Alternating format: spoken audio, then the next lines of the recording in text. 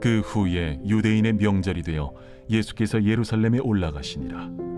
예루살렘에 있는 양문 곁에 히브리 말로 베데스다라 하는 못이 있는데 거기 행각 5이 있고 그 안에 많은 병자, 맹인, 다리 저는 사람, 혈기 마른 사람들이 누워 물의 움직임을 기다리니 이는 천사가 가끔 못에 내려와 물을 움직이게 하는데 움직인 후에 먼저 들어가는 자는 어떤 병에 걸렸든지 낫게 됨이러라. 거기 38해 된 병자가 있더라. 예수께서 그 누운 것을 보시고 병이 벌써 오래된 줄 아시고 네가 낫고자 하느냐? 주여, 물이 움직일 때에 나를 못에 넣어주는 사람이 없어 내가 가는 동안에 다른 사람이 먼저 내려가나이다. 일어나 네 자리를 들고 걸어가라. 그 사람이 곧 나아서 자리를 들고 걸어가니라. 이날은 안식일이니 할렐루야. 우리 신실하신 하나님, 우리 아버지 되신 주님의 이름을 찬양합니다. 우리 그 하나님 앞에 우리 감사와 찬양과 영광과 존귀의 큰 박수 올려드리겠습니다. 오늘도 우리 예배를 통해 높임을 받게 합당하신 주님, 존귀하신 주님의 이름을 찬양합니다. 주님 사모합니다. 주님 경배합니다. 영광을 받아 주시옵소서. 아멘. 네, 우리 하나님의 놀라운 은혜 가운데 우리 한몸이를 우리 포드의 성도들 한번, 우리 식구들 한번 바라보시면서요, 오늘 이 시간 우리 영상으로 함께 예배하는 우리 세계 각지에 흩어져 있는 글로벌 포드 식구들을 향해서도 우리 한번 따뜻한 사랑과 격려와 축복의 박수를 서로에게 보내도록 하겠습니다. 주님의 놀라우신 은혜가 우리 모두에게 있게 되기를 축복합니다. 할렐루야. 사랑하는 여러분, 성령 충만하십시오. 말씀 충만하십시오. 여러분, 기쁨 충만하시기를 축복합니다. 네, 오늘 특별히 예배를 통해서 아주 오래됐던 우리의 고질적인 인생 문제들로부터 구원을 얻는 시간 되시기를 주님의 이름으로 축복합니다. 하나님의 구원을 기대하십시오. 네, 우리 옆 사람과 이렇게 한번 인사했으면 좋겠는데요. 이제 자리를 들고 걸어가십시오. 이렇게 한번 축복하시겠어요? 이제 자리를 들고 걸어가십시오. 그 놀라운 은혜의 새 시작이 저와 여러분 모두에게 있게 되기를 주님의 이름으로 축복합니다. 여러분, 오늘 우리가 함께 살펴볼 주제는요, 영적 돌파에 관한 것입니다. 굉장히 생각보다 많은 사람들이 지금 삶에서 반복하는 그 행동의 패턴이 있다는 것을 깨닫게 되는데요. 분명 새로운 내일, 새로운 미래를 꿈꾼다고 하면서 문제는 언제나 같은 삶을 반복하고 있다는 거죠. 그러니까 오늘 내가 어제와 다를 바 없는 모습, 동일한 출발선에서 시작하면서 어제보다 더 많이 노력하면, 그야말로 죽기 살기로 노력하면 내일은 달라질 것이라는 기대를 한다는 거예요. 여러분, 하지만 우리가 살면서 일관성 있게 유지할 수 있는 인생 어떤 노력의 양은요, 그렇게 획기적으로 달라질 수가 없습니다. 그러니까 이번에는 더 노력해야지, 더 잘해야지, 여러분, 그 자체가 생각보다 금세 좌절돼요. 인생은 올림픽 금메달 같은 것이 아니거든요. 그러니까 한 번에 어떤 기회를 붙잡고 최고치 목표를 달성하기 위해 그냥 죽기 살기로 노력하는 그런 일이 여러분 매일의 삶 속에 계속될 수는 없으니까요. 그러니까 우리를 매번 좌절시키는 문제를 극복함에 있어서 여러분 우리에게는 새로운 접근, 새로운 설계, 새로운 방식이 필요한 것이죠. 오늘 우리는 기대와 좌절의 반복을 무려 38년간 계속해온 한 인생을 고치시는 그 예수님의 구원 방식에 대해서 함께 살펴보고자 하는데요. 주님의 이 인생을 일으키시는 방법을 살펴보면서 우리가 돌파하고 변화해야 할 삶의 다양한 영역에서 그 새로운 지혜에 눈뜨는 은혜가 있게 되기를 사모합니다. 변화를 위한 변화, 그 첫 번째 깨달음은 사람들은 실패를 반복하는 것이 아니라 잘못된 출발점을 반복한다입니다. 자, 오늘 본문 2절에서 5절 말씀을 우리 같이 한번 읽어보도록 하겠습니다. 시작. 예루살렘에 있는 양문 곁에 히브리 말로 베데스다라 하는 못이 있는데 거기 행각 5이 있고 그 안에 많은 병자, 맹인, 다리 저는 사람, 혈기 많은 사람들이 누워 물의 움직임을 기다리니 이는 천사가 가끔 못에 내려와 물을 움직이게 하는데 움직인 후에 먼저 들어가는 자는 어떤 병에 걸렸든지 낫게 되밀어라. 거기 38에 된 병자가 있더라. 자, 여러분 오늘 말씀의 배경이 된 장소는 바로 베데스다라고 하는 연못입니다.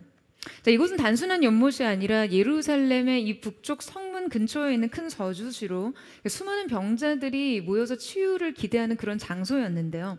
당시 병원 같은 체계적인 치료기관이 없었던 시대에 사람들은 이러한 기적을 기대하고 기다리게 된 것이죠. 제가 어렸을 때 아버지께서 강원도산을 너무나 좋아하셔서 정말 제가 이제 걷기 시작할 때부터 성장기 내내 강원도 산을 오르면서 휴가를 보냈던 것 같아요. 그런데 여러분 아세요? 혹시 그 중에 오색약수터라는 아주 유명한 약수터가 있었어요. 지금도 물론 있습니다. 주변 산세도 너무 아름답지만 무엇보다도 그곳에는 이게 아주 용하다는 그 약수가 터져 나오는 곳이었는데요. 산을 오르다가 그 물줄기가 터져 나오는 곳에 보면 여러 개의 이 바가지가 달려 있습니다. 사람들이 거기 일렬로 줄을 길게 서서 그 약수를 한 컵씩 마셔요. 저는 어린 나이에 모든 사람들이 그 공용으로 쓰는 그 빨간 조롱박 같은 손잡이 달린 컵으로 이 맛도 굉장히 희한한 물을 떠서 마셔야 하는 상황이 뭐 그렇게 달갑지만은 않았거든요. 게다가 제 앞에 선 아저씨들께서는 여러분 꼭 이 약수물을 벌컥벌컥 마시고 나면 아주 거하게 이렇게 트림을 하시곤 하세요. 여러분 이 오색 약수는 탄산수처럼 이렇게 물맛이 아주 이렇게 톡 쏘거든요.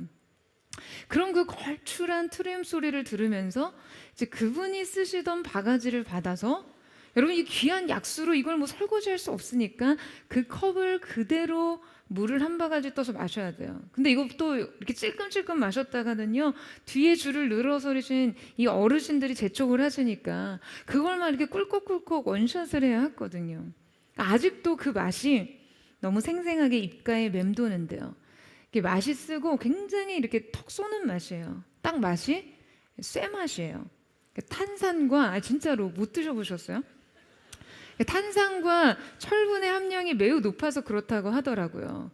그런데 여러분 이 약수가 굉장히 용하다고 어떤 사람들은 등산을 오가면서요. 저희 어린 시절에 큰 물통이 있었거든요.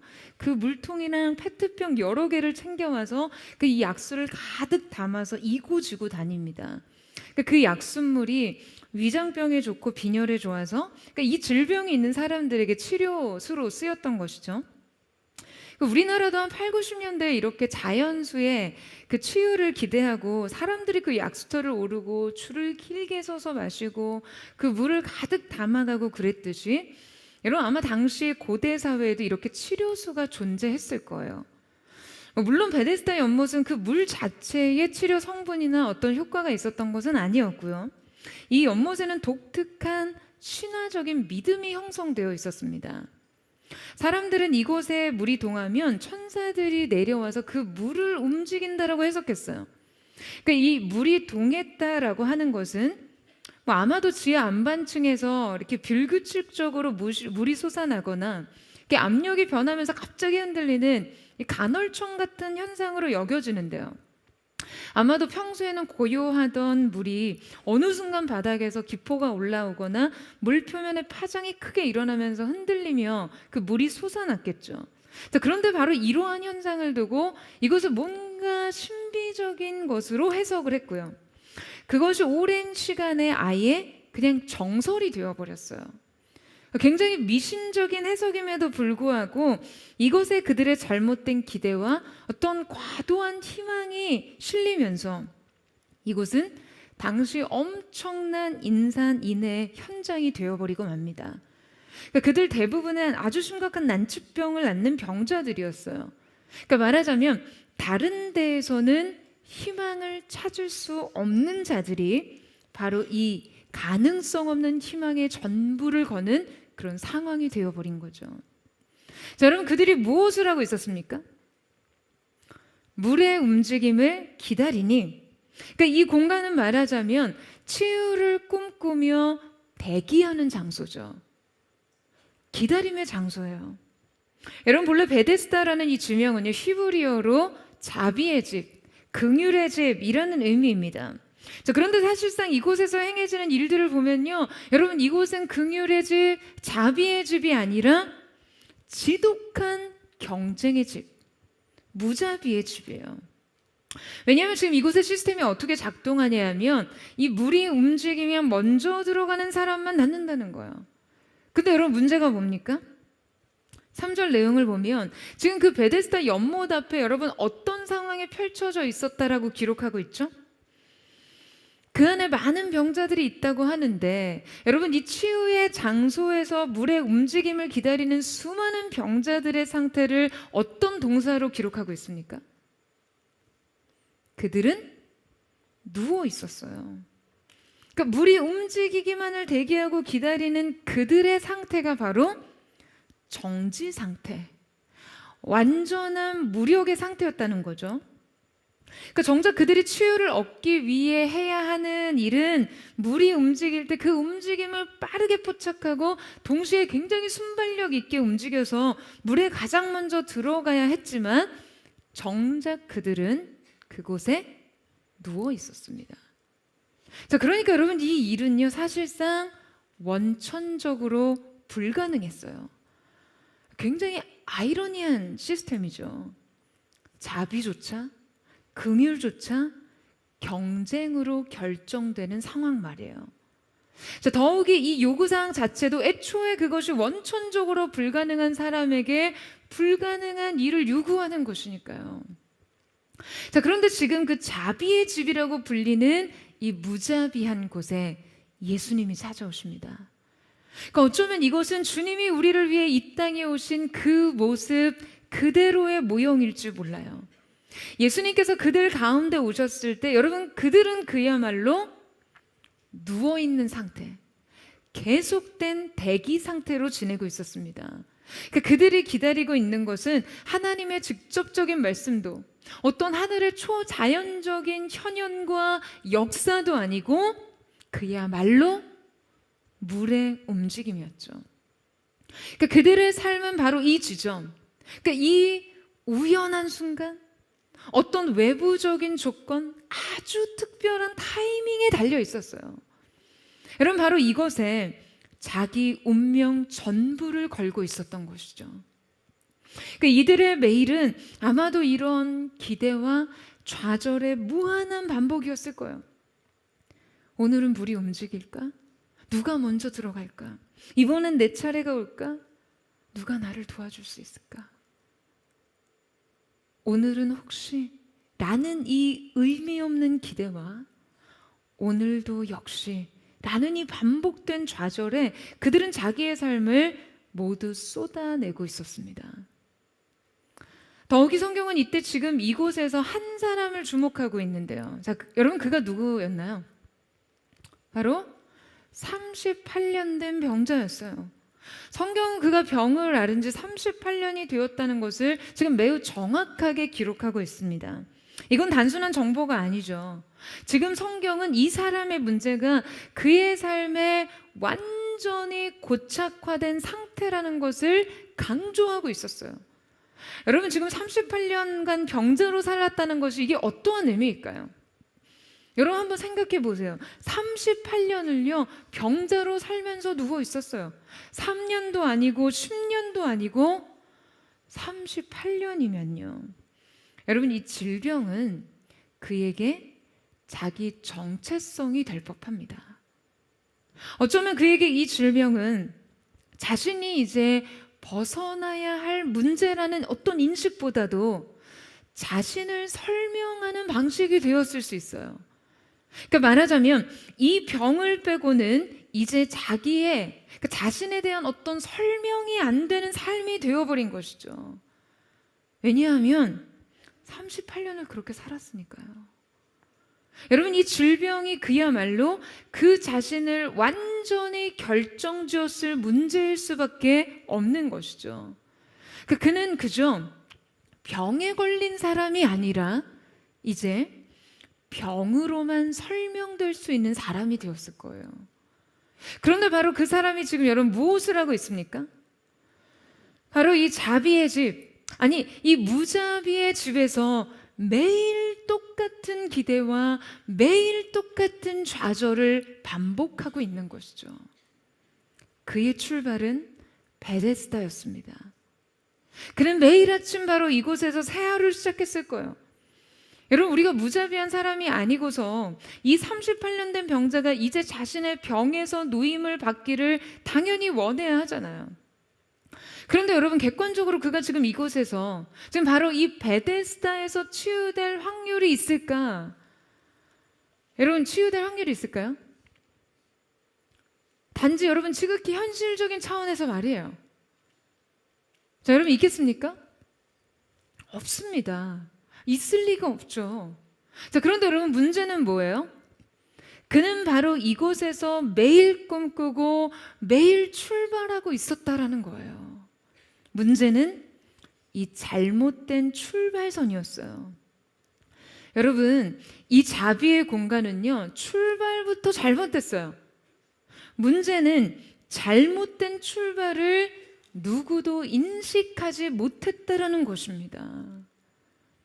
여러분, 우리는 흔히 이런 생각을 하죠. 나는 왜 매번 똑같은 문제를 반복할까? 나는 왜 매번 같은 죄에 넘어질까? 왜 늘 결심을 하면서도 제자리일까? 왜 노력을 하는데도 달라지는 것이 없을까라는 그런 생각 말이죠. 결국 같은 이 반복되는 실패 자체가 여러분 더 깊은 자괴감과 더 깊은 좌절감을 만들어냅니다. 자, 그런데 여러분 한번 객관화해 보세요.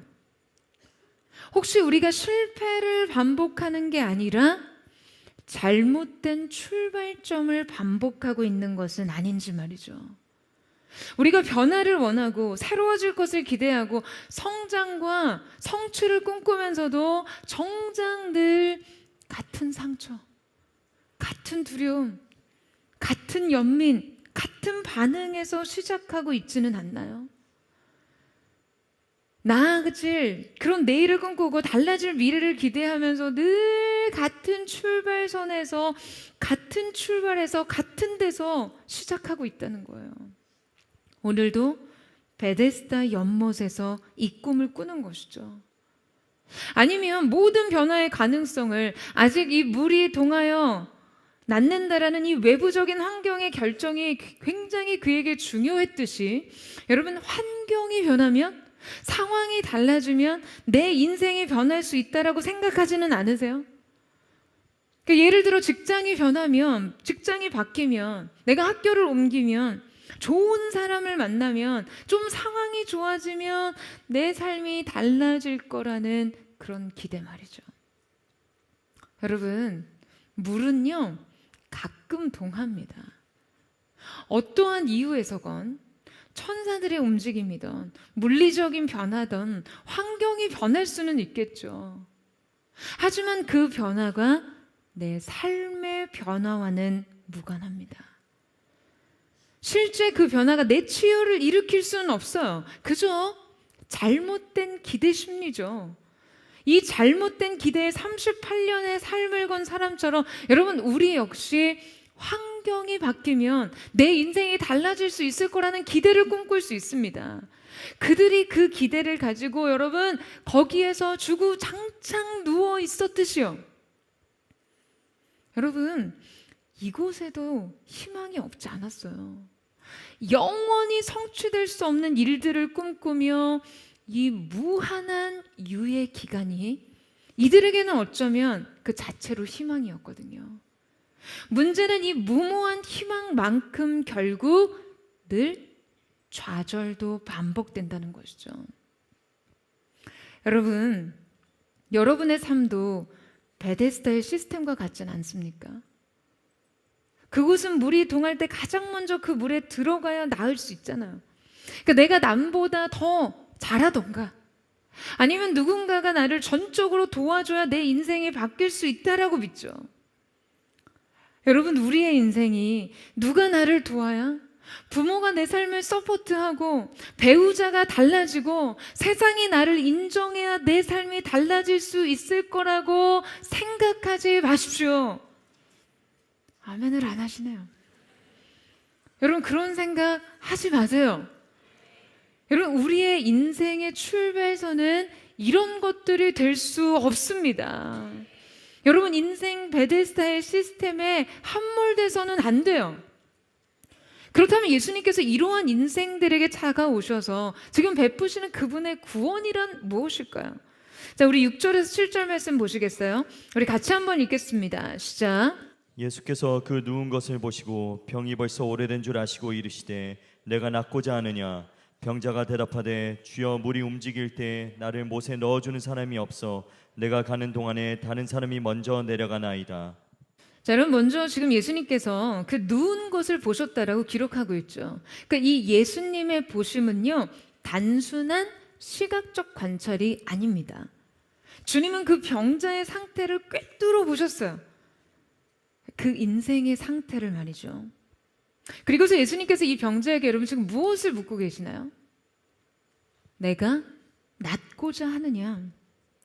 여러분 지금 예수님께서 베데스다에서 물이 동하기를 기다리는 38년 된 병자에게 무엇을 질문하신다고요? 내가 낫고자 하느냐? 여러분 지금 이 질문이 얼마나 엉뚱한 질문입니까?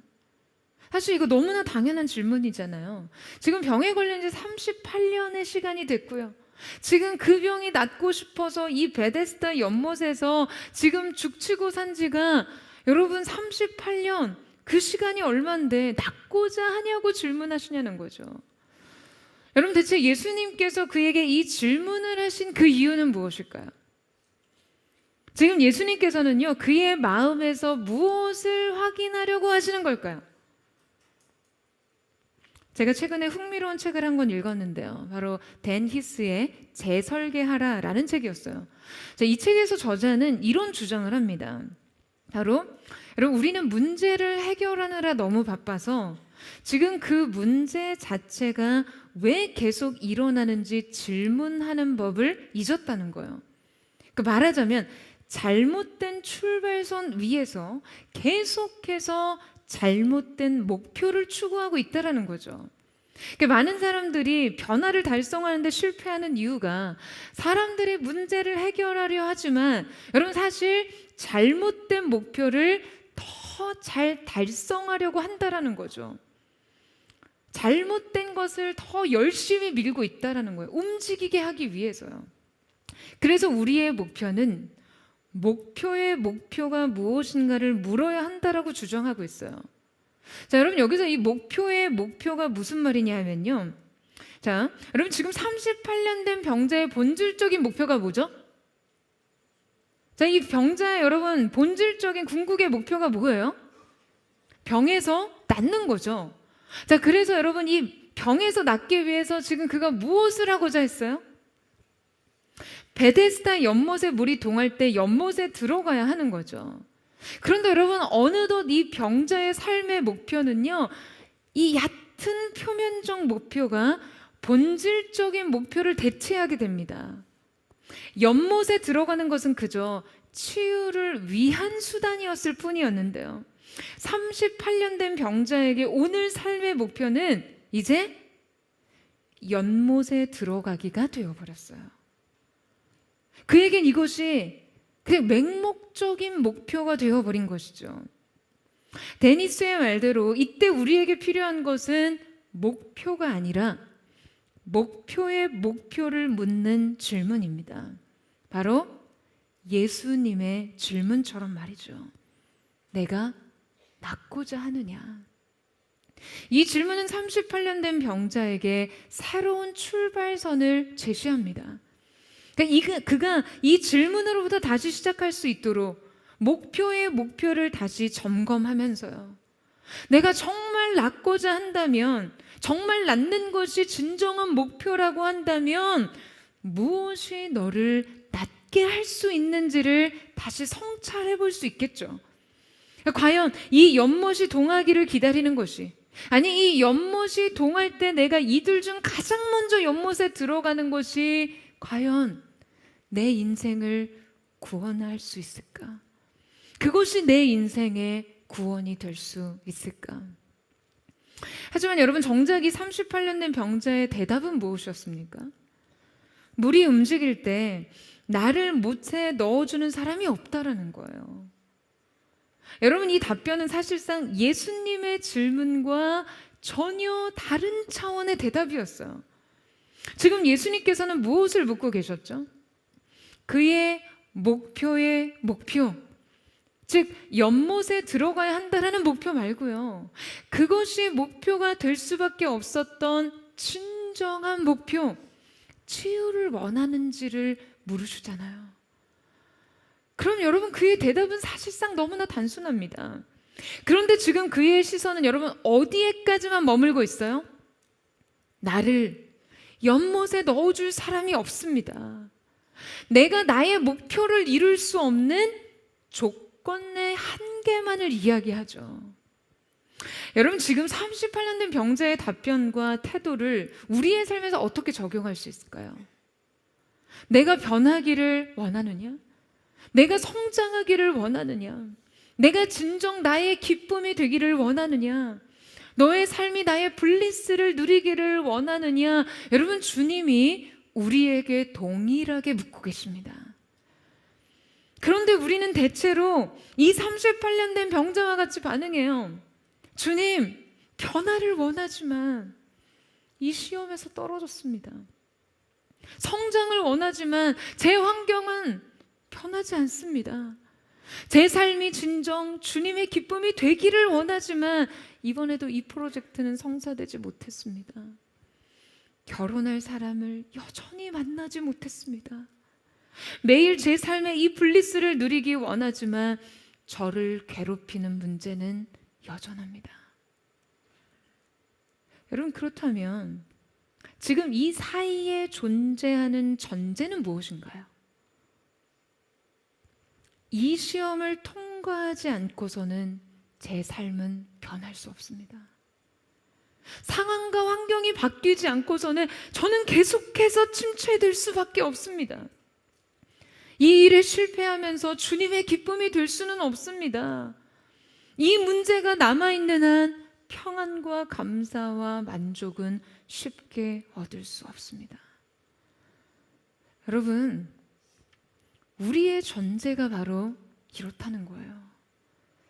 하나님의 역사와 무관하게 나는 이 방법밖에는 모르고 하나님의 방식과 상관없이 나에게는 반드시 이 조건이 필요하다라는 것이죠. 여러분, 이것이 바로 우리의 베데스다입니다. 주님의 질문을 듣고도 여전히 같은 자리에서 생각하죠. 당장이라도 그의 전 삶을 구원하시고 전 생애를 고치실 수 있는 생명의 주인 그 주님 앞에서 그저 연못 시스템이나 논하고 있는 거예요. 주님이 손잡아 주시며 당장 병상에서 일어날 수 있는 사람이 날 연못에 넣어줄 사람이 없다는 이유로 절망하는 것입니다. 여러분, 그렇다면 여러분도 만약 그 자리에 머문다면 여러분의 진단은 잘못됐습니다. 여러분, 문제를 잘못 정의하고 있어요.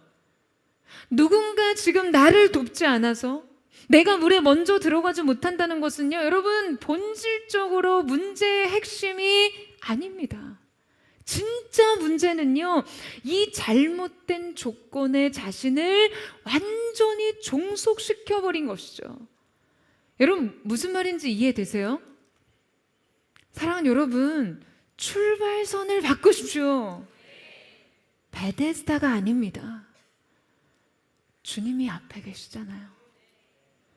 그 돈, 그 지위, 그 사람, 그 환경, 여러분, 이 모든 삶의 조건이 여러분에게 반드시 필요한 것이 아니라니까요. 여러분의 삶의 돌파와 변화를 이루기 위해서 잘못된 출발선과 전제를 고집하시면 안 됩니다. 여러분, 아멘이세요? 여러분의 구원과 변화는요, 이 연못에 있지 않아요. 그 잘못된 기대로 인한 불필요한 좌절을 대체 여러분 얼마나 더 반복하기를 원하시는 거예요. 내가 이걸 반드시 가져야, 이 삶을 반드시 누려야 이런 대상을 만나야, 이 환경의 변화가 있어야 내가 행복할 거라는 그 전제는 여러분 처음부터 여러분 인생의 베데스다 시스템입니다. 베데스다의 신화요. 그것이 여러분의 인생을 구원할 수 없습니다. 그 변화의 조건이 여러분의 인생의 새로운 출발을 약속할 수 없어요. 여러분, 우리는 이 출발을 바꿔야 변할 수 있습니다. 구원을 얻을 수 있어요. 목표를 재설정하십시오. 할렐루야. 여러분, 주님이 물으시거든. 여러분, 이제 이렇게 대답하세요. 네, 주님, 낫기를 원합니다. 낫고 싶습니다. 주님, 제 손을 붙잡아 주십시오. 주님, 저를 일으켜 주세요.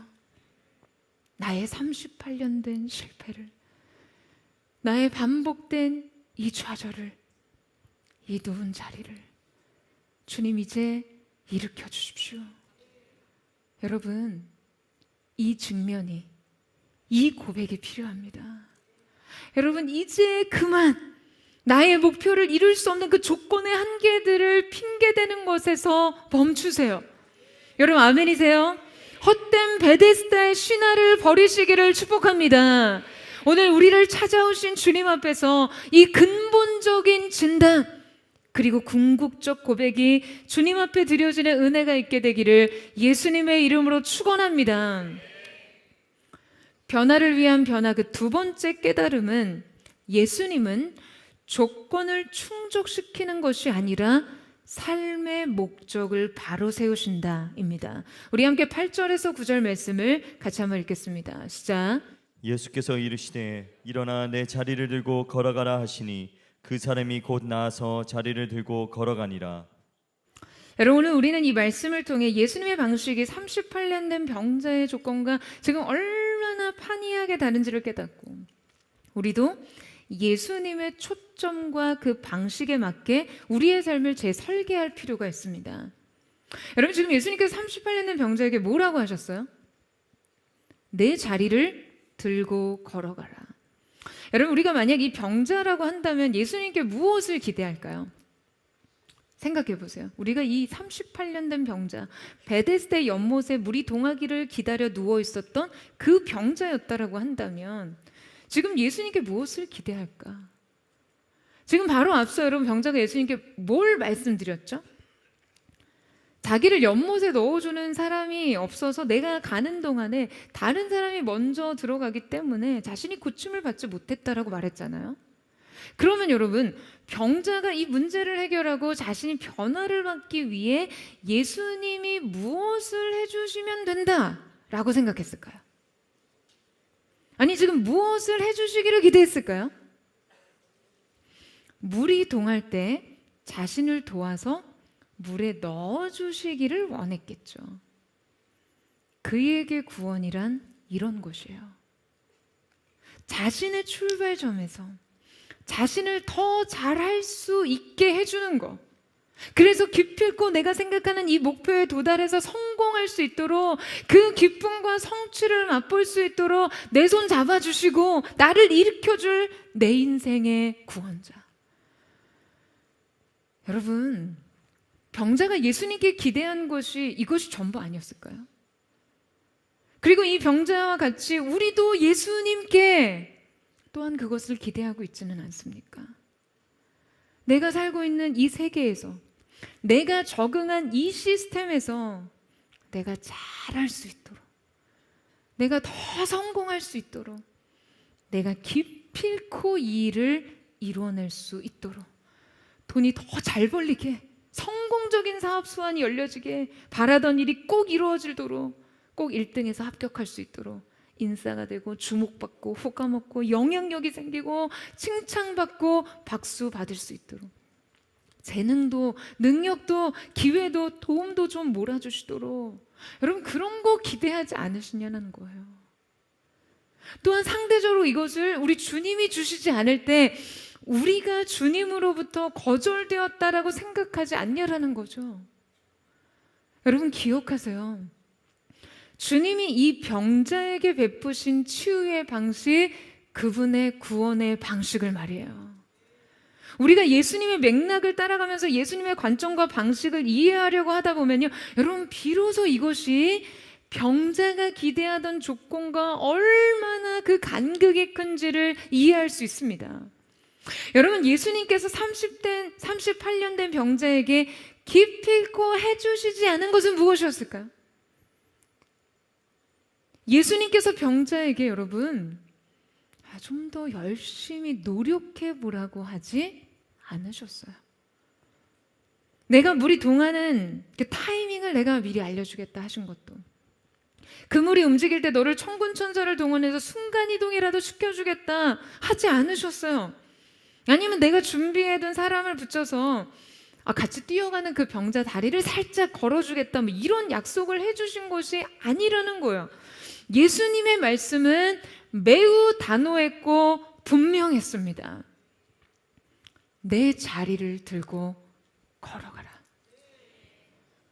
여러분, 38년 된 병자의 문제는요, 그 사람이 연못에 못 들어간 것이 아니라 그 연못만이 인생의 답이 될 거라고 생각하던 그의 그 인식, 그의 인식의 출발선과 목표였거든요.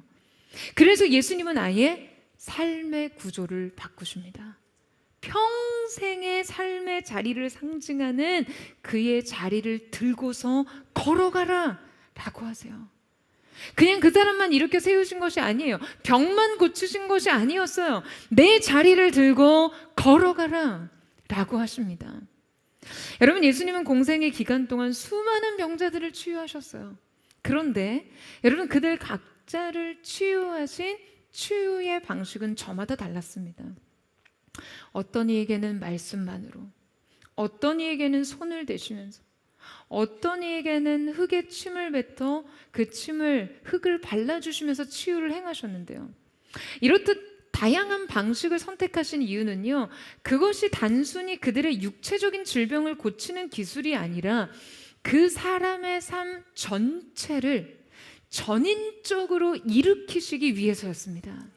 그러니까 말하자면 이것은 각자의 상황과 개인의 역사와 그들의 고유한 결핍의 문제와 각각 맞닿아 있는 것이죠. 여러분, 생각보다 이 우리의 경험이라는 것은요, 우리의 인생에 굉장히 강하게 각인된 것입니다. 그러니까 이 경험이 몇 번 반복되고 그 내면에 강한 영향력을 끼치게 되면 이것을 씻어내기가 쉽지 않아요. 질병의 문제뿐만 아니라 내적인 아픔의 문제 또한 그렇습니다. 평생 사랑받아 보지 못한 사람을 누군가 사랑한다라고 하면요, 이제껏 받아보지 못한 사랑이니 그동안의 그 결핍만큼 그 사랑을 충분히 다 받아 안을까요?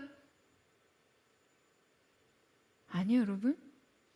사랑받지 못한 사람은요, 사랑을 어떻게 받아들여야 하는지 몰라서 상대의 사랑을 쉽게 거부하거나 곡해합니다. 그 사랑의 이해 체계가 형성이 안 된 거예요. 여러분, 따돌림과 소외를 강하게 받았던 아이들이 갑자기 새로운 사회에 소속이 되면 친구들과 잘 사귈 수 있을까요? 아니요. 강한 소외의 경험으로 사회성 자체가 이미 파괴되기 쉽거든요. 자존감과 정체성이 이미 손상되기 쉽거든요. 아픔이 삶이 된 사람들이 그저 육체적인 질병만 치유된다고 여러분, 모든 것이 제자리를 찾고 모든 결핍이 채워질 수 없어요. 인생이 회복과 치유를 경험할 때는요, 반드시 그 반대급부의 경험이 열려야 됩니다. 그만큼의 강렬한 경험이 필요한 것이죠. 내가 아팠던 만큼 그 압도적인 생명을 경험해야 하고요. 내가 외롭고 힘들었던 만큼 사랑이 어떻게 나에게 위로가 되는지, 삶의 소망이 어떻게 나를 이끌어 갈 수 있는지를 경험해 봐야 합니다. 그리고 그 경험이 이전의 경험을 상쇄시키고 압도하면 되는 것이죠. 여러분, 주님의 치유의 방식은요, 언제나 이렇게 그 인생이 경험한 그 경험의 아픔의 자국들을 지울 수 있는 어떤 강한 체험을 하게 하십니다. 단지 육체의 질병이 낫는 것뿐만 아니라 삶이 재건될 수 있도록. 따라서 지금 38년 된 병자에게도 이 사람의 인생과 인격에 맞는 가장 적합한 치유의 방식을 보여주고 계신데요. 자, 가장 먼저 그를 일어나라 라고 명하신 것은 여러분 무엇입니까? 자, 여러분 그가 일어나기 전에 뭘 하고 있었나요? 앞서 이 연못의 수많은 병자들이 모두 어떻게 하고 있었다라고 기록하고 있어요, 여러분? 그들은 누워 있었어요. 누워 있을 수밖에 없는 존재들이었으니까요. 가장 무기력하고 정체된 상태로요. 그런 그에게 이제는 일어나라 라고 하십니다. 상태의 변화를 명령하시는 거죠. 두 번째, 내 자리를 들고 라는 것은요, 여러분 여기서 내 자리란 그의 38년이라는 역사가 누적된 공간이에요. 그의 인생이 이 자리에서 계속해서 머물러 있었잖아요. 이 자리는 그의 고통과 좌절, 무력과 기다림, 이 모두가 그 오랜 세월 축적되어 있었던 것이죠. 그러니까 예수님은 그저 한 사람의 육체만 고친 것이 아니었어요. 주님께서는 그 자리까지 주목하고 계셨어요. 그 오랜 세월 그가 누웠던 그 자리가 그 자신에게 어떠한 의미였는지, 그 지난 세월이 그에게 어떠한 고통이었을지를 모두 보고 계신 것이죠. 여러분, 예수님께서는 이제 이 과거와의 단절을 명하십니다. 여러분, 오늘 예수님께서 우리 가운데도 이 과거와의 단절을 명령하시는 줄로 믿습니다. 여러분, 그렇다면 이때 예수님께서 굳이 내 자리를 들고 거라 라고 명하신 이유가 무엇일까요? 지금 얘기한 대로 이 38년 된 병자의 자리라는 것은 그의 과거의 역사라고 한다면 굳이 주님께서 그의 육체를 치료하시는 것뿐 아니라 이 자리를 언급하시는 이유에 대해서 말이죠. 주님은 이 자리를 들고 가라고 하세요. 그 자리엔 그동안의 병의 흔적이 가득하겠죠. 뭐 냄새도 날 테고, 뭐 더럽기는 또 얼마나 더럽겠어요. 그에게 그 자리는 과거의 수치 그 자체예요. 그런데 예수님은 그 자리를 그냥 두고 떠나라고 하지 않으시고 옮기라고 하십니다. 왜냐하면 변화받은 사람에게 과거는 여러분 더 이상 수치가 아니라 증거이기 때문이에요. 여러분 아멘이세요? 실패도 아픔도 변화 안에서 재해석됩니다. 사랑하는 여러분, 이제 여러분의 과거의 자리를 들고 옮기십시오. 할렐루야. 이제껏 누군가의 손에 들려 옮겨줘야 했다면 여러분 오늘 주님의 명령 안에서 직접 여러분의 실패, 아픔까지도 그 깊은 두려움까지도 들어 옮기시기를 축원합니다. 여러분의 과거가 더 이상 수치가 아니라 주님의 역사의 증거가 되게 하십시오. 마지막으로 세 번째, 주님은 걸어가라 라고 하세요. 여러분, 그럼 그는 어디를 걸어갑니까? 뭐 일어나서 연못이라도 빠지려고 걸어가겠어요? 이제 와서 이 연못이 무슨 의미이겠습니까? 병이 고쳐졌는데요. 38년이나 나를 좌절시킨 이놈의 연못은 뭐 쳐다도 보기 싫죠. 정말 싫을 것 같아요. 당장이 머물렀던 자리를 박차고 일어나 새로운 세상을 향해 가지 않겠습니까? 그는 분명 미래의 새로운 시간, 새로운 소망을 향해 걸어 나갔을 거예요. 여러분, 그에게 일어나는 상태의 변화이고 내 자리를 들고는 과거와의 단절이며 걸어가라 라는 것은 새로운 삶의 방식으로의 시작을 뜻합니다. 주님은 이 세 가지를 동시에 명하셨어요. 오래 정체됐던 그의 인생 속에서 주님의 구원에 일으키심 뿐만 아니라 무력하고 좌절 속에 엎어져 있던 그의 삶 스스로 자신의 의지를 들어 말씀 속에 반응하며 걸어갈 수 있기를 기대하셨죠. 그저 육체의 치유만을 명하신 것이 아니라 그가 예전의 방식으로 살지 않도록 그의 삶의 구조를 다시 짜신 것이죠. 주님은 그를 도와 연못에 들어가도록 이끄신 것이 아니라요, 연못이 목적이 될 수 없는 새로운 삶으로 인도하십니다. 여러분, 이 38년 된 병자는요, 어떤 희망을 걸어봐도 실패만이 반복될 수밖에 없는 삶의 생존 원리를 벗어나 주님의 자비가 지배하는 그 세계로 걸어 들어갑니다. 안타깝게도 많은 성도들이요, 은혜를 얻는 증거를 성공해서 확인하고 싶어요. 여전히 인생 베데스다로 뛰어들려 합니다. 그러니까 이 질주에서 예수님이 등 뒤에서 우리를 밀어주시는 그런 존재이기를 원해요. 그래서 예수 믿는데도 성공하지 못하면요, 실패하고 어려움을 만나고 낙오하고 뒤처지면 믿음을 부정하려고 해요. 사랑하는 여러분, 여러분이 고집하시는 조건의 충족이 여러분을 목적으로 이끄는 것이 아니에요. 여러분 안에 잘못된 전제들이 허물어지고 예수님께서 이끌어 가시는 새로운 삶에 진입해야 여러분의 삶 속에 변화가 가능합니다. 여러분 아멘이세요? 나는 이렇게 살아왔으니, 나한테는 이런 상처가 있으니, 나한테 이런 역사가 있으니, 이게 다니까 난 이렇게 그냥 생겨 먹었고, 나도 어쩔 수 없는 내 인생이니까. 내가 생각하는 구원의 방식과 내 삶의 변화란 이런 것이어야 한다라는 여러분 그 전제를요, 주님이 만족시키셔야 내 인생이 달라지는 것이 아니라는 거죠. 아니라는 거예요. 여러분, 아닙니다.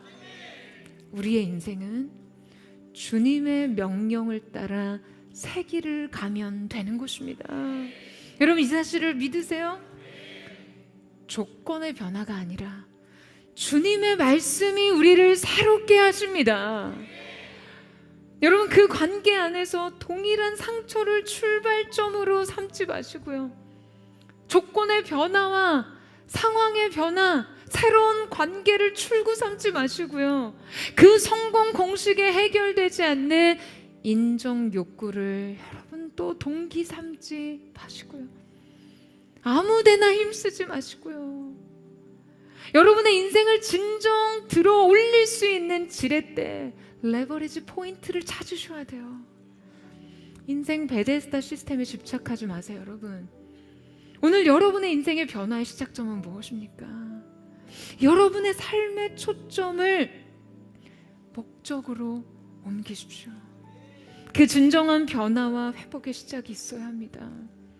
여러분, 주님께서 그에게 내가 낫고자 하느냐라고 물으신 것은 그의 인생의 목표가 무엇인지를 깨닫게 하실 뿐만 아니라 그가 낫고자 한다면 결국 그를 낫게 하실 분이 누구이신지를 깨닫게 하시기 위함이었죠. 여러분, 38년간 정체된 인생을 일으키실 분, 아무런 희망 없는 인생을 고치실 분은 바로 예수 그리스도, 오직 우리 주님뿐이십니다. 사랑하는 여러분, 오늘 이 시간 우리 변화에 대한, 회복과 치유에 대한, 새로운 인생의 시작에 대한 갈망의 초점을 오직 주님께 맡기세요.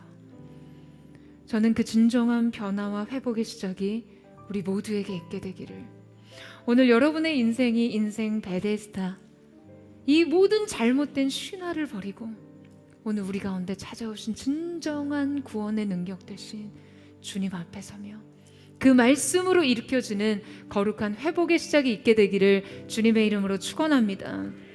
우리 함께 찬양하며 기도하며 나아가기를 원합니다. 사랑하는 주님, 보세요. 우리가 우리의 인생 베데스다 목가에 무력하게 누워 있습니다. 이 물이 동하기만 한다면, 그 물에 내가 먼저 들어가기만 한다면 이 지긋지긋한 질병으로 노임을 받고 이 무력한 희망 없는 인생으로부터 건짐을 받을 수 있을 거라 생각한 이 38년 된 병자가 내 자신이었음을 주님 앞에 고백합니다. 사랑하는 주님, 오늘 우리는 새로운 출발선 앞에서 주님의 손을 붙들고 주님의 말씀으로 일으켜지는 진정한 삶의 변화를 경험하게 하여 주옵소서. 주님여, 이 손을 꼭 잡고 가소서.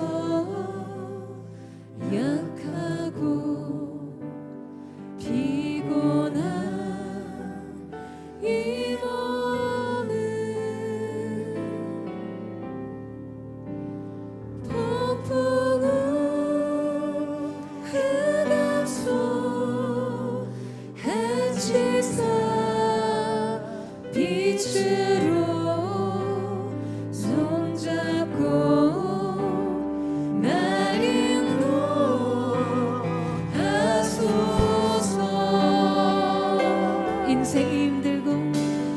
인생이 힘들고 고난이 겹칠 때 주님여 날 도와 주소서.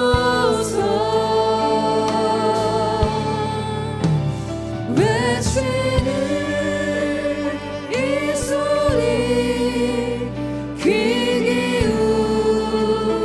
기울이시사 손잡고 날 인도. 우리 다시 한번 주님 바라보며 고백합니다. 주님이여, 이 손을 꼭 잡고 가소서. 우리를 붙드시네. 주님의 구원의 손을 바라보며 나아갑니다. 가소서.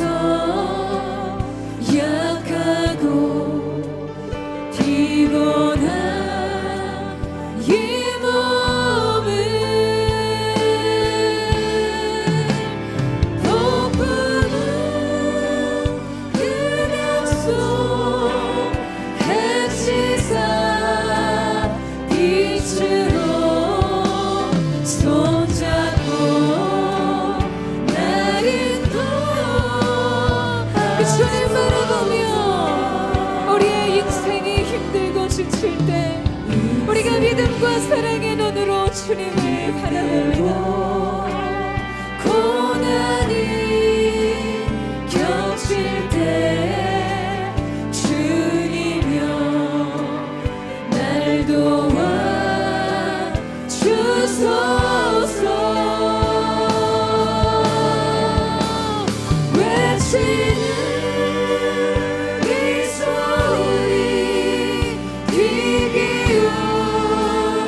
기울이시사 손잡고 날 인도. 주님을 향해 우리의 인생 폭풍과 흑암속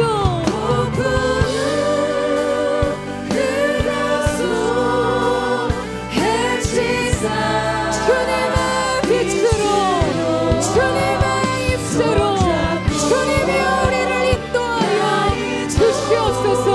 우리 거룩한 손을 높이 들고 외치는 이 소리 귀 기울이시사 손잡고 날 인도하소서.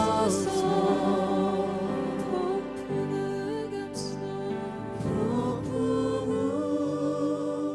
흑암속 해치사 빛으로 손잡고 날 인도하소서.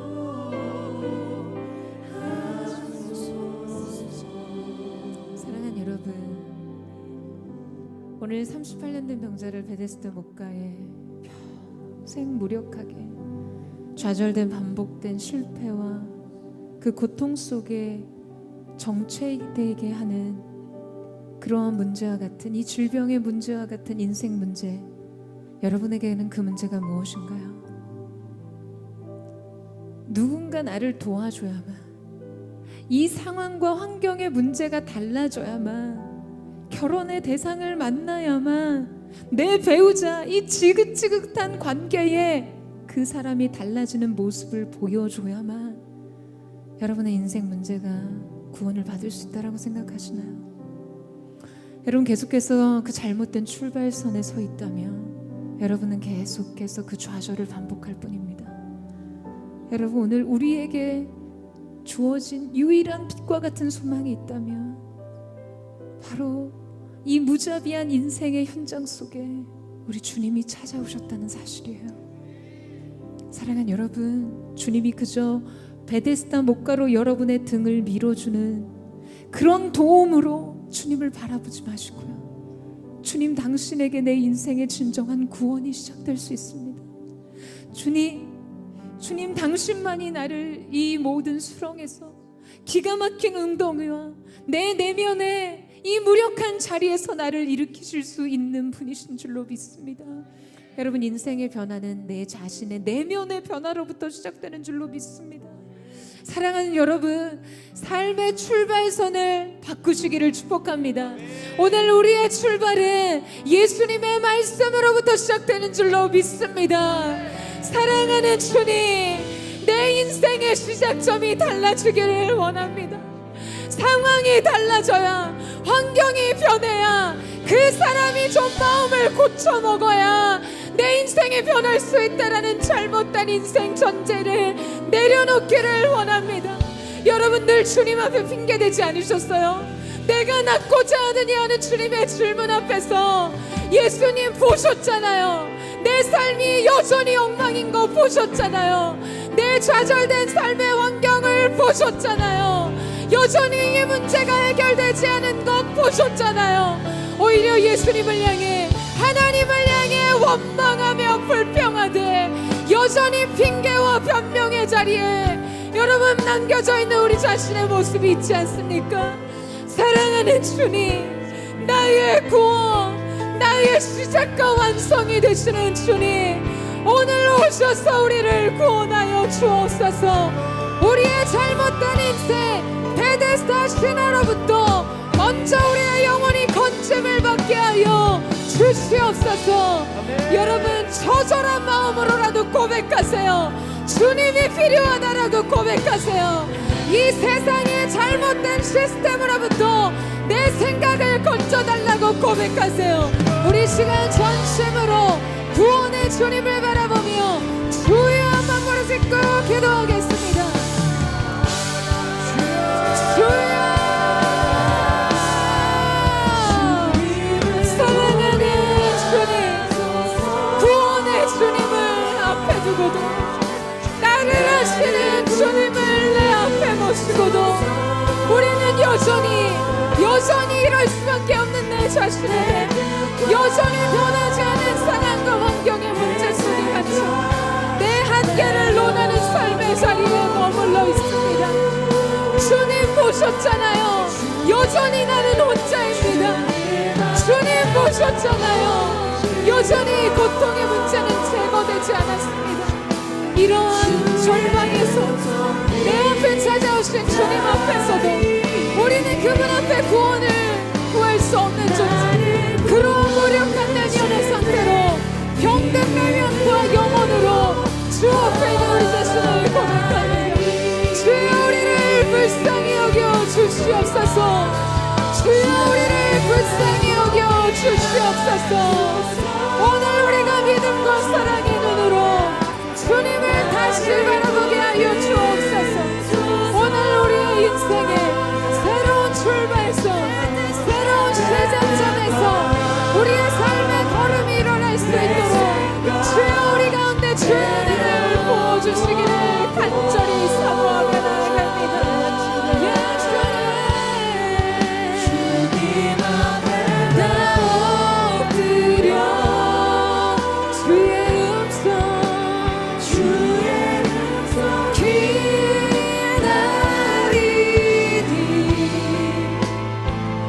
나를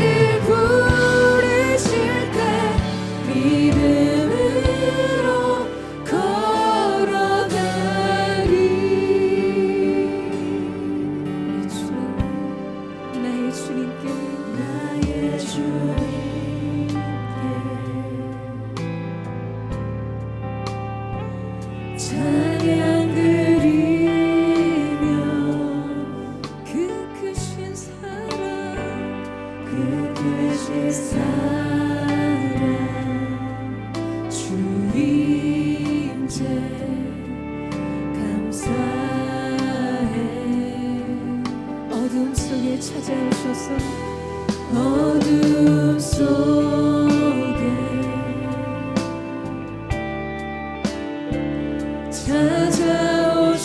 찾아오셔서 주님의 영광 주님의 영광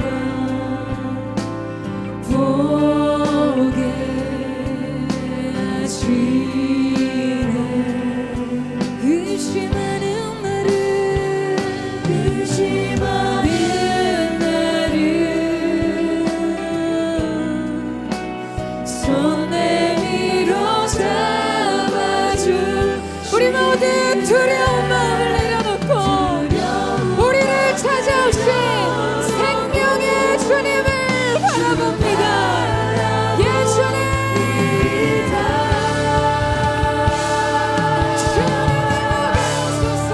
주님을 보게 하소서.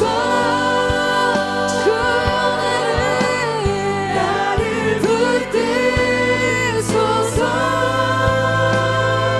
내 뜻과 내 생각 나의 인생 전체를 주 앞에 내려놓습니다.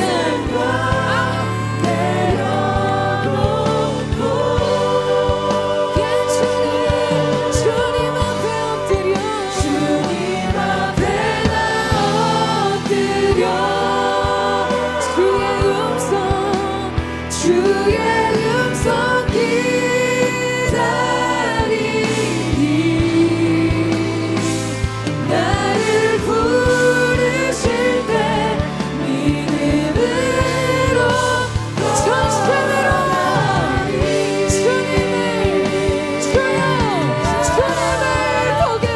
주님을 보게 하소서.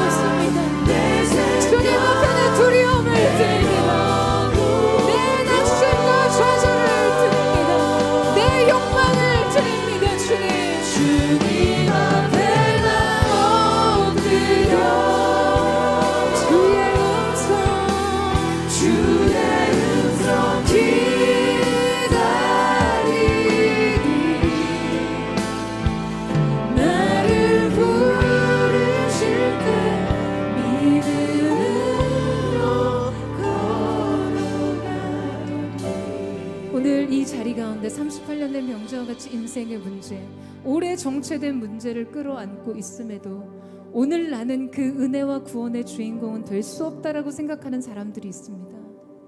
왜? 내가 주님의 그 놀라운 은혜를 받을 만한 어떤 선한 것도 내게 없음을 스스로 느끼고 있기 때문이죠. 여러분, 그 자체가 바로 무자비의 원리, 베데스다의 원리입니다. 여러분, 38년 된 병자가 예수님을 향해서 다윗의 자손 예수여 나를 구원하소서 라는 이 가장 그가 할 수 있는 최소한의 요청이라도 주님 앞에 드렸나요? 어떤 믿음과 어떤 사랑과 어떤 구원에 대한 요청과 순종이 있었습니까? 아무것도 없었습니다. 그는 그저 예수님이 아니고서는 답이 없는 인생 그 자체일 뿐이었어요. 사랑하는 여러분, 우리의 인생 베데스다, 자비의 집이라 긍휼의 집이라 말하지만 여전히 무자비의 논리가 가득한 우리의 인생 베데스다에 이제는 더 이상 답이 없는 우리의 인생 속에 예수님께서 찾아오셨습니다.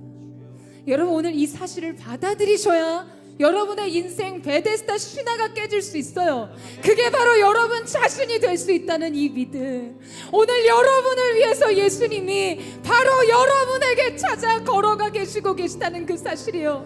사랑하는 여러분, 자비마저도 생존의 논리로, 경쟁의 논리로 말하는 이 모든 사단의 음성과 세상의 논리가 벗겨지는 역사가 있기를 축복합니다. 오늘 여러분의 그 그저 여러분을 자애로운 눈빛으로, 사랑스러운 눈빛으로 바라보는 예수님의 질문 앞에 답하시면 돼요.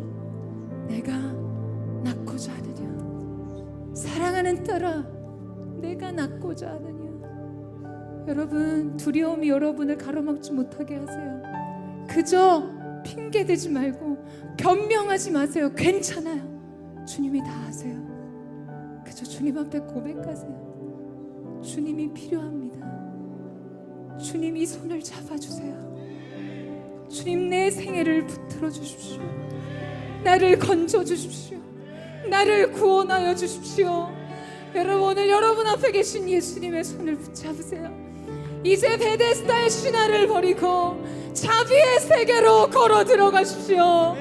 나를 잘 아시는 주님 앞에 두려움 없이 의탁하세요. 두려움 없이 주님 앞에 여러분의 마음을 드리며 나아가십시오. 온전한 대답이 있기 전 주님은 그를 고치시고 건지셨습니다. 우리를 아시는 주님 앞에 주여 나를 붙잡아 주시옵소서. 주여 마음을 짓고 기도하겠습니다. 주여, 주님이 나를 아십니다. 주님이 나를 아십니다. 오늘 우리가 새로운 삶의 자리로, 새로운 인자의 자리로, 새로운 말씀의 자리로 서기를 원합니다. 거룩하신 하나님, 기름 부어주십시오. 주님, 오늘 우리의 마음을 위로하시고 우리의 마음을 새롭게 하시는 하나님이고, 주님이 임하시는 이들 앞에서 오늘 우리의 믿음을 연합하며 주 하나님에게 하나님의 손을 뗄 수 있도록 주여 도우시고 함께하여 주시옵소서. 모든 두려움을 물러가게 하시고 오래된 좌절, 모든 깊은 수렁에서 끌어오리시고 주의 놀라신 내 역사를 오늘 가득히 하여 주시옵소서. 자기의 세계로 걸어들어가게 새로운 사랑의 걸음이, 오늘 새로운 출발 우리 모두에게 있게 하여 주시옵소서. 모든 수치스러운 과거, 모든 죄책감, 모든 인생 고통에 대한 절망들이, 모든 인생 사슬이 풀어지는 시간 될 수 있도록 성령님 함께 하시고 주 예수 그리스도 보혈로 덮고 주시옵소서. 예수는 나를 오늘 비었다시네. 이름 없는 꽃과 같네. 바다에 있는 파도 안개와 같지만 주는 나를 붙드시며 부르짖음 들으시며 날 기억하시네. 온 땅의 주인 되신 주님이 내 이름 아시며 상한 마음 돌보네.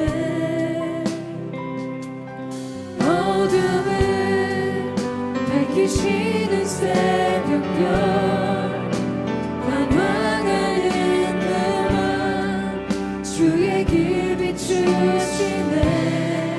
나로 인함이 아닌, 나로 인함이 아닌 주가 행하신 일로, 나의 행함이 아닌 오직 주로 인하여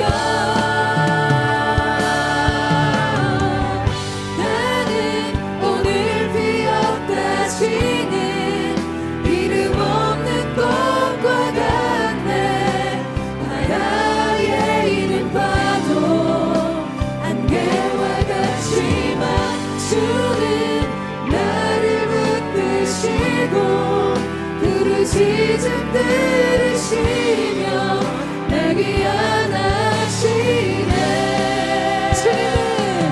주님은 나의 죄를 보시고 사랑의 눈으로 날 일으키시네. 바다를 잠잠하게 하시네. 내 영혼의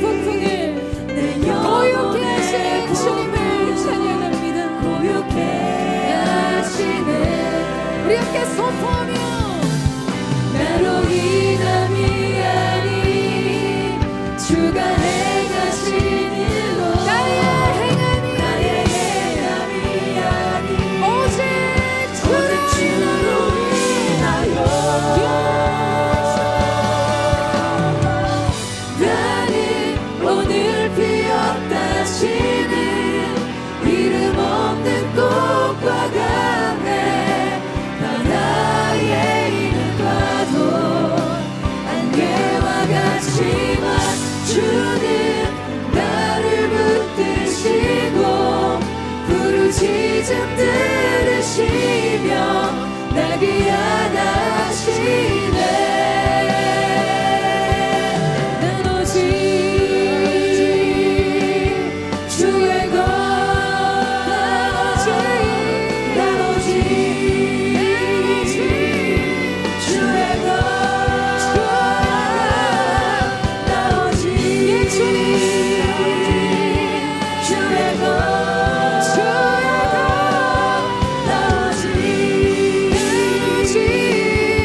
들으시며 내게 안아주시네. 나는 오늘 피었다 지는 이름 없는 꽃과 같네. 바다에 있는 파도 안개와 같지만 주는 나를 붙드시고 부르짖음 들으시며 날 귀환하시네.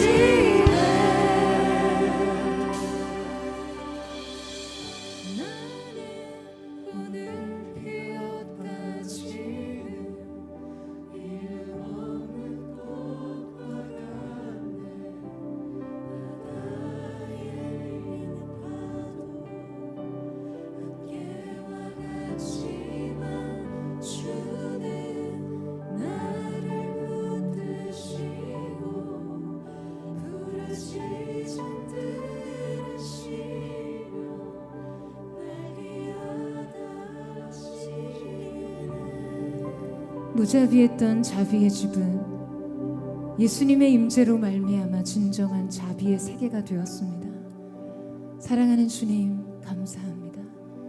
오늘 우리의 인생 베데스다 신화가 다 깨어지게 하시고 오늘 우리의 인생이 베데스다에서 일어나는 거룩한 새로운 시작이 일어났음을 믿습니다. 너는 이제 일어나 내 자리를 들고 걸어가라. 너는 이제 일어나 내 자리를 들고 걸어가라. 우리의 과거는 더 이상 수치가 아닌 예수께서 행하신 역사의 증거가 되었음을 믿습니다. 하나님의 사람들이여 믿음으로 일어날지어다. 독수리 날개쳐 올라가는 새로운 도약과 위상이 있을지어다. 전심으로 우리의 삶을 향해 이 예수 그리스도의 은혜를 선포하며 믿음의 의지를 들어 주여 한번 부르짖고 기도하겠습니다. 주여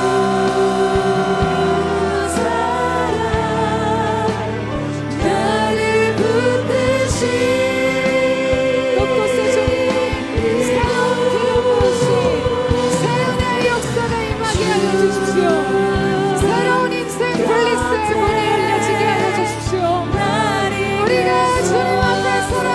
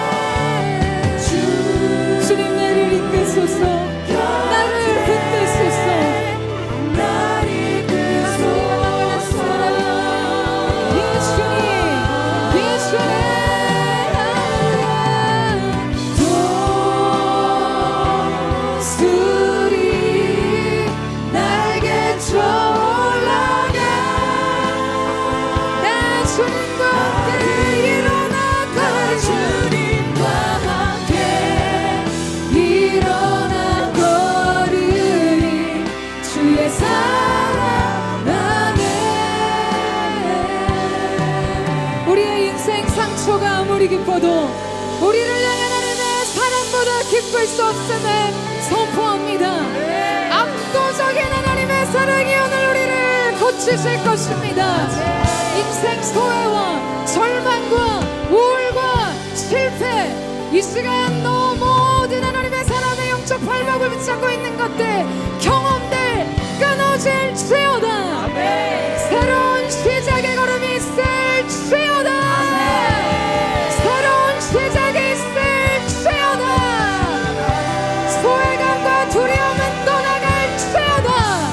압도적인 주님의 사랑, 압도적인 주님의 사랑이 우리를 고치셨습니다. 그렇게 행하실 주님 앞에 감사와 찬양의 박수를 여기며 예수님